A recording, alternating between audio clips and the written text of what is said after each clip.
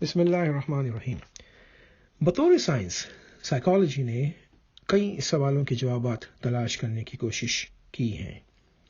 مثال کے طور پہ ہم کون ہیں، ہماری بیسک نیچر کیا ہے، ہماری سوچ کہاں سے آتی ہے، ہماری خواہش کہاں پیدا ہوتی ہے اور ہمارا بیہیویئر کہاں سے نکلتا ہے۔ مزید یہ کہ ہم کس طرح اپنے آپ کو بطور انسان بہتر بنا سکتے ہیں، اور اس طرح کے بہت سارے سوالوں کے جوابات سائیکالوجی نے ہمیں دیے ہیں، اور ان جوابات کی بنیاد thorough research, scientific methods, observations, experimentations اور مختلف انالیسس پر ہیں۔ یہ تمام کوششیں اور انتہائی باریک بینی سے کی گئی ریسرچ گو بظاہر بہت عمدہ اور بہت پروفیشنل دکھائی دیتی ہے، اس میں چند بہت اہم اور بنیادی نقائص ہمیں نظر آتے ہیں۔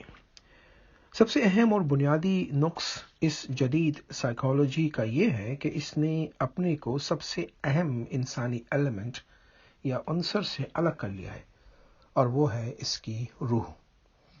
جدید سائیکالوجی کی بنیاد عمومی طور پر انسانی بایولوجیکل، بیہیویئرل اور سوشل ایسپیکٹس پر ہوتی ہے، اور اسی کی بنیاد پر جدید سائیکالوجی انسان کی نیچر کی مکمل طور پہ تفصیل بتانے کی کوشش کرتی ہے، اور اس میں وہ بہت حد تک ناکام ہے۔ یہ بھی ایک حقیقت ہے کہ لفظ سائیکالوجی روح یا سول یا اسپرٹ کی اسٹڈی کو کہتے ہیں۔ دیکھیں، چند صدیوں پہلے تک تو جب مذہب کو سائنس سے الگ نہیں کیا گیا تھا، روح کو سائیکالوجی کا بنیادی حصہ تصور کیا جاتا تھا۔ جب میں اپنی ڈاکٹریٹ ڈگری کے قریب تھا تو اس وقت میرے دل میں یہ بات بہت قوت سے محسوس ہوتی تھی کہ میرا مذہب اسلام ہیومن نیچر کے بارے میں کیا کہتا ہے۔ گو کہ اس بارے میں قریباً 200 سے اوپر سیکولر سائیکالوجی کی تھیریز پڑھ چکا تھا، مگر اس میں ایک بھی تھیری انسانی فطرت کو ایکوریٹلی اور کمپریہنسولی طور پہ نہ بتا پاتی تھی۔ کچھ تھیریز یقینی طور پہ بہت اٹریکٹیو ہیں، پر کہیں نہ کہیں ان سب میں کمی رہی، یا یوں کہیں کہ ان کا آپس میں کوئی ربط انسانی فطرت کو مکمل طور پہ بتانے سے قاصر رہا۔ الحمدللہ مجھے میری ڈاکٹریٹ کی ریسرچ کے دوران ہی میرے تمام سوالوں کے جوابات مکمل طور پر میرے مذہب میں مل گئے۔ یہ ایک بہت بڑی نعمت تھی، کیونکہ مجھے اپنی ڈاکٹریٹ کی ڈگری بے وقت اور فضول لگنی شروع ہو گئی تھی۔ اب الحمدللہ اللہ کے فضل سے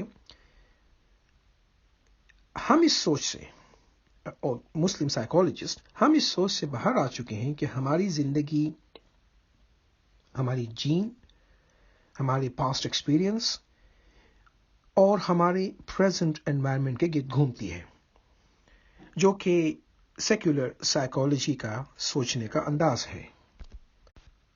صدیوں سے فلاسفرز اور سائنٹسٹس اور ریسرچرز اس بات کو جاننے میں لگے ہیں کہ اصل میں انسانی فطرت کیا ہے، ہم انسان کون ہیں۔ حقیقت یہ ہے کہ اس کا صحیح اور مکمل اور جامع جواب صرف اور صرف وہی ذات دے سکتی ہے جس نے اس کو پیدا کیا ہے۔ گاڑی کے بارے میں، ایک آٹوموبائل کے بارے میں معلومات ہمیں اس کا مینوفیکچرر کمپریہنسولی دے سکتا ہے۔ ہمیں روح کی اور انسانی نیچر کی معلومات وہ ذات اللہ تبارک و تعالیٰ ہی دے سکتی ہے۔ یہی وجہ ہے کہ ہمیں قرآن و حدیث میں سائیکالوجی کی مکمل اور جامع ایکسپلینیشن ملتی ہے۔ ہر مینٹل النس کا علاج ہمیں ہمارے رب نے بتا دیا ہے۔ One thing we need to understand is that human psyche is not purely psychological. اس کا جو ایسنس ہے وہ اسپریچول اور میٹا فزیکل ہے۔ اس کی دلیل وہ حدیث ہے جس کو حضرت ابو ہریرہ رضی اللہ تعالیٰ عنہ نے روایت کیا۔ فرمایا رسول اللہ صلی اللہ علیہ وسلم نے کہ ہر بچہ فطرت یعنی اسلام پر پیدا ہوتا ہے، پھر اس کے ماں باپ اسے یہودی یا نصرانی یا مجوسی بنا دیتے ہیں. جس طرح تم دیکھتے ہو کہ جانور صحیح سالم بچہ جنتا ہے، کیا تم نے کوئی کان کٹا ہوا بچہ بھی دیکھا ہے؟ یہ حدیث حضرت ابو ہریرہ رضی اللہ عنہ نے روایت فرمائی. آگے حضرت ابو ہریرہ رضی اللہ عنہ قرآن پاک کی سورہ روم کی آیت تلاوت فرماتے ہیں کہ فطرت اللہ التی فطرت الناس علیہا، جس کا ترجمہ ہے کہ یہ اللہ کی فطرت ہے جس پر اس نے لوگوں کو پیدا کیا. تو دیر از اے کنیکشن بٹوین دس حدیث اور یہ قرآن پاک کی آیت ہے. تو وی ٹاک اباؤٹ فطرہ. فطرہ is an inborn natural predisposition, جس کو ہم کہتے ہیں پیش رفت، which cannot change and which exist at birth in all human beings. تو لہٰذا اس حدیث کی اور قرآن پاک کی آیت کی بنیاد پہ ہم یہ کہتے ہیں کہ جیسے the body requires food and water to survive، ایسے ہی جو ہماری روح ہے اس کی جو غذا ہے، the connection to its source which is the creator، جب روح کا تعلق اس کے پیدا کرنے والے سے کمزور ہوگا یا نہیں ہوگا، جیسے کفار کا کوئی تعلق نہیں ہے اللہ سے، ان کا کنیکشن نہیں ہے، کمزور اس سینس میں جیسے مسلمان ہے اس کا تعلق اس کے پیدا کرنے والے سے کمزور ہے، تو اس کی روح میں دماغی یا نفسیاتی بیماریاں پیدا ہوں گی، جیسے انگزائٹی ہے، ڈپریشن ہے یا ڈسپیئر، جس کو ہم مایوسی کہتے ہیں. اکثر وہ لوگ جو کسی دماغی بیماری میں اس وقت مبتلا ہیں، ان کی یہ بیماری اصل میں ان کی روح کی ہوتی ہے، نہ کہ دماغ کی. اور یہی اسلامی سائیکالوجی کا ایک بنیادی فرق ہے سیکولر سائیکالوجی کے ساتھ. دیکھیں، آپ کی روح فریاد کرتی ہے اپنی غذا کی، جو اللہ کی قربت اور فرما برداری ہے، مگر اس کی بجائے ہم اسے جنک فوڈ کی شکل میں مختلف قسم کی سائیکو تھراپیز اور دوائیوں پہ ڈال دیتے ہیں. دیکھیں، اسلامی سائیکالوجی کا کنسیپچولائزیشن یہ ہے کہ ہم روح پر اثر انداز ہونے والے سین، یعنی وہ چیزیں جو دکھائی دیتی ہیں، ہمارا ماحول، ہمارا معاشرہ، پریزنٹ انوائرمنٹ، پاسٹ ایکسپیرینسز، تو اس پر اثر انداز ہونے والے سین، دکھائی دینے والے، اور ان سین، نہ دکھائی دینے والے، دونوں ایسپیکٹس کو ہم جمع کر دیتے ہیں. میری کوشش ہے کہ میں آپ کی یا آپ کے ارد گرد میں موجود لوگوں میں آئی سائیکولوجی کو، پرابلمس کو ایک مضبوط اور ایک مصدقہ پروون علم کے ساتھ حل کرنے میں مدد کروں، اور اس کوشش کا میں نے نام رکھا ہے اسلامک سائیکو تھراپی کلینک. میرا نام ڈاکٹر عادل خان ہے اور میں ایک سائیکالوجسٹ ہوں. اس چینل میں ہم دماغی بیماریوں کے بارے میں انشاءاللہ تفصیلی گفتگو کریں گے. آج ہم جس موضوع پہ بات کرنے جا رہے ہیں وہ ہے ڈپریشن.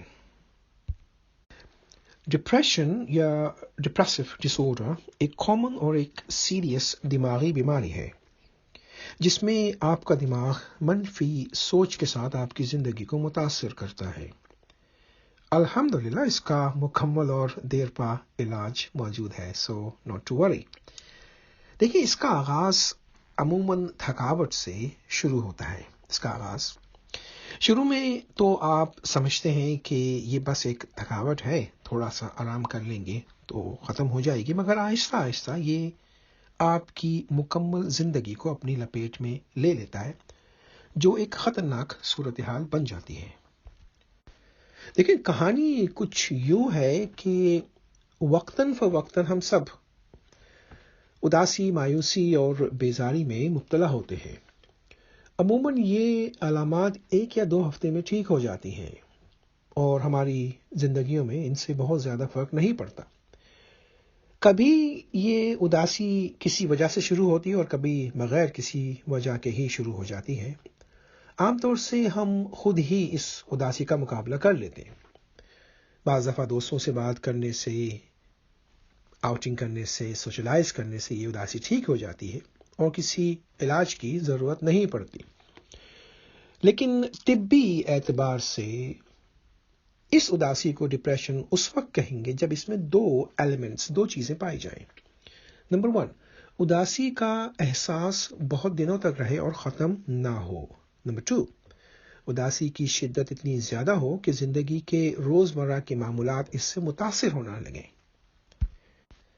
اب سوال یہ ہے کہ ڈپریشن کی جو اداسی ہے اس کی کیفیت کیا ہوتی ہے؟ ڈپریشن کی بیماری کی شدت عام اداسی کے مقابلے میں جو ہم سب وقتاً فوقتاً محسوس کرتے ہیں کہیں زیادہ گہری اور تکلیف دہ ہوتی ہے. اس اداسی کا دورانیہ عام اداسی سے کہیں زیادہ ہوتا ہے اور مہینوں تک چلتا ہے. اب میں آپ کو کچھ علامات ڈپریشن کی بتاتا ہوں. ضروری نہیں کہ ہر مریض میں تمام کی تمام علامات موجود ہوں، لیکن اگر آپ یا آپ کے ارد گرد کے کچھ لوگوں میں ان علامات میں سے 4 یا 4 سے زائد ہوں تو اس بات کا امکان ہے کہ ڈپریشن مریض میں آ چکا ہے. نمبر 1، ہر وقت یا زیادہ تر وقت اداس یا افسردہ رہنا. نمبر 2، جن چیزوں اور کاموں میں پہلے دلچسپی ہوتی تھی اب اس میں دل نہیں لگتا، نہ ان میں مزہ آتا ہے. نمبر 3، آپ جسمانی یا ذہنی طور پہ اپنے آپ کو کمزور محسوس کرنا شروع کرتے ہیں. تھکاوٹ آپ پر غالب آ جاتی ہے. نمبر 4، روزمرہ کے جو کام ہیں ان پر آپ توجہ نہیں دے پاتے. نمبر 5، اپنے آپ کو آپ اوروں سے کم تر سمجھتے ہیں، خود اعتمادی آپ میں کم ہو جاتی ہے. نمبر 6، ماضی کی چھوٹی چھوٹی باتوں کے لیے آپ اپنے آپ کو الزام دیتے ہیں، اپنے آپ کو فضول ناکارہ سمجھنا شروع کر دیتے ہیں. نمبر 7، آپ مستقبل سے مایوس ہو جاتے ہیں. نمبر 8، خودکشی کے خیالات آنا شروع ہو جاتے ہیں یا خودکشی کی آپ کوشش کرتے ہیں. یہاں پہ میں آپ کو ایک بات بتاؤں کہ یہ اگر آپ میں یہ کیفیت ہے یا آپ کے ارد گرد کے لوگوں میں یہ کیفیت ہے then you must contact doctor immediately. میں یہیں پہ آپ اس گفتگو کو ختم کر دیں اور you go and you seek help. Number 9، نیند خراب ہو جانا. نمبر 10، بھوک خراب ہو جانا. ڈپریشن ہوتا کیوں ہے؟ بعض لوگوں میں ڈپریشن کی وجہ ہوتی ہے اور بعض میں نہیں ہوتی. بہت سے لوگ جو اداس رہتے ہیں اور ڈپریشن کا شکار ہوتے ہیں وہ اپنی اداسی کی کوئی وجہ نہیں بتا سکتے یا ان کو اپنی اداسی کی کوئی وجہ سمجھ نہیں آتی. اس کے باوجود ان کا ڈپریشن بعض دفعہ اتنا شدید ہو جاتا ہے کہ انہیں مدد اور علاج کی ضرورت ہوتی ہے. اب ہم بات کرتے ہیں ان لوگوں کی جن میں ڈپریشن کی وجہیں ہوتی ہیں. دیکھیں، بعض تکلیف دہ واقعات مثلا کسی قریبی عزیز رشتہ دار کی، گھر کے کسی فرد کی موت واقع ہو جائے، طلاق ہو جائے، نوکری ختم ہو جائے، بزنس میں آپ کو نقصان ہو جائے، یہ وہ وجہ ہیں جس سے کہ آپ اداسی میں جاتے ہیں. لیکن ضروری نہیں ہوتا کہ ان تمام سچویشنز کو جو بھی میں نے آپ کو بتائی آپ ہینڈل نہ کر سکیں. بہت سارے لوگ اپنی روزمرہ کی زندگی میں ان ڈپریشن سے، اس اداسی سے نکل کے واپس آ جاتے ہیں، انہیں کسی علاج کی ضرورت نہیں ہوتی. لیکن بعض لوگ اس اداسی سے باہر نہیں نکل پاتے اور ڈپریشن کی بیماری کا شکار ہو جاتے ہیں. اسی طرح سے اگر ہم تنہا رہتے ہیں، ہمارے آس پاس کوئی دوست نہ ہو تو ہم ذہنی دباؤ کا شکار ہو جاتے ہیں، یا ہم بہت زیادہ جسمانی تھکن کا شکار ہوں. ان صورتوں میں ڈپریشن کی بیماری کے ہو جانے کا خطرہ ہوتا ہے. اسی طرح جسمانی طور پر بیمار لوگوں میں ڈپریشن ہونے کا خطرہ ہوتا ہے. ایسی بیماریاں جو زندگی کے لیے خطرناک ہو، مثال کے طور پہ کینسر ہے یا دل کی بیماری ہے، تو ان بیماریوں میں، یا ایسی بیماریاں جو لمبے عرصے تک چلنے والی ہوں، تکلیف دہ بیماریاں مثلا جوڑوں کی تکلیف یا سانس کی بیماریاں، ان سے ڈپریشن کے ہونے کے خطرات بڑھ جاتے ہیں. ڈپریشن کسی کو کسی بھی وقت ہو سکتا ہے، لیکن بعض لوگوں کو ڈپریشن ہونے کا خطرہ دوسرے لوگوں کے مقابلے میں زیادہ ہوتا ہے۔ اس کی وجہ ہماری شخصیت بھی ہو سکتی ہے اور بچپن کے حالات اور تجربات بھی ہو سکتے ہیں۔ بہت سارے لوگ ہم سے یہ سوال پوچھتے ہیں کہ کیا ڈپریشن انسان کی ذاتی کمزوری کا دوسرا نام ہے؟ مسئلہ یہ ہے کہ ہمارے معاشرے میں اگر کسی کو دماغی بیماری ہے، مثال کے طور پر depression which we talking today، اگر کسی کو ڈپریشن ہوتی ہے تو اس کے لیے کسی سائیکالوجسٹ یا سائیکیٹرسٹ کے پاس جانا بڑا معیوب سمجھا جاتا ہے۔ دیکھیں، جس طرح شوگر ایک بیماری ہے اور بلڈ پریشر کا بڑھ جانا ایک بیماری ہے، اسی طرح سے ڈپریشن بھی ایک بیماری ہے۔ یہ بیماری کسی بھی انسان کو ہو سکتی ہے، چاہے وہ اندر سے کتنا ہی مضبوط کیوں نہ ہو۔ جیسے اور بیماریوں کے مریض ہمدردی اور علاج کے مستحق ہوتے ہیں، اسی طرح سے ڈپریشن کے مریض بھی ہمدردی اور علاج کے مستحق ہوتے ہیں۔ تنقید اور مذاق اڑائے جانے کی یہاں پہ کوئی لاجک سمجھ میں نہیں آتی۔ اگر کسی کو کھیل کود کے دوران گھٹنے پہ چوٹ لگ جائے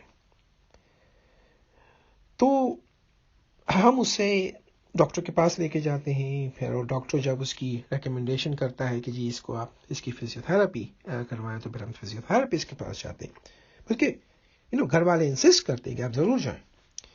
بالکل اسی طرح میں آپ سے کہتا ہوں کہ دماغ کی اگر تھراپی کروانی ہو تو سائیکالوجسٹ کے پاس جانے میں کیا پرابلم ہے؟ میں انشاءاللہ اپنی نیکسٹ آڈیو میں ڈپریشن کے علاج کے چند طریقے آپ سے شیئر کروں گا۔ میری نیکسٹ آڈیو کو ضرور سنیے گا، and till we meet again, السلام علیکم ورحمۃ اللہ وبرکاتہ۔